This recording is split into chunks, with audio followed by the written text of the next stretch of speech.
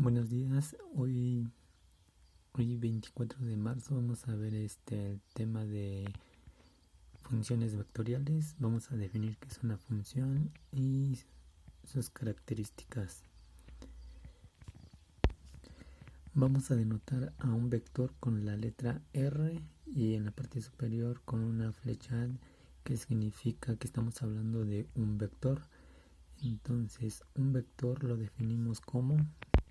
Se define con esta estructura de x de t y más y de t j más z de t k. Esta sería la estructura de un vector, que su característica principal del vector es de que depende de un número real.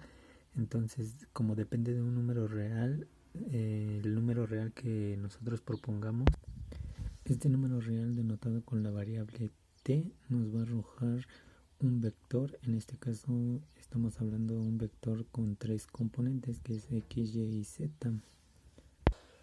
Por ejemplo, tenemos aquí el vector r de t, donde r de t tiene las componentes t cuadrada, raíz de t, logaritmo natural de 4 menos t, donde la primera componente nos representa la función x de t, la segunda componente de raíz de t nos representa y de t, y la tercera componente nos representa z de t. Estas funciones se consideran como ecuaciones paramétricas formadas de la siguiente manera. Entonces las ecuaciones paramétricas las podemos definir como de la siguiente manera: x de t es igual a t cuadrada, y de t es igual a raíz de t, z de t es igual al logaritmo natural de 4 menos t. Entonces, si nosotros le damos valores a t, vamos a obtener el siguiente vector. En este caso t tiene el valor de 0. Si se dan cuenta, tenemos el vector 0, 0, logaritmo natural de 4. ¿Por qué 0 y por qué logaritmo de 4? Porque cuando nosotros evaluamos t en t cuadrada, 0 al cuadrado nos da 0 y raíz de 0 nos da 0. Por eso la primera y la segunda componente del vector nos da como resultado 0. Y cuando evaluamos en la tercera componente, tenemos logaritmo natural de 4 menos 0. Tenemos como resultado logaritmo natural de 4. Esto es cuando t vale 0. ¿Qué pasa cuando t vale 1?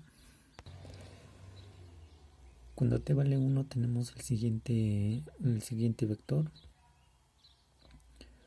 1,1, logaritmo natural de 3.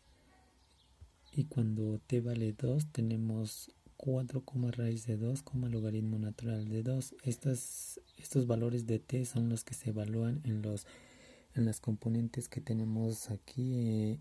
X de t igual a t cuadrada, y de t igual a raíz de t, y z de t igual a logaritmo natural de 4 menos t. De esta forma nos arroja un vector cuando nosotros le damos un valor o un número real a t. En este caso, r de t se da como valor, como número real, y nos arroja un vector con tres componentes.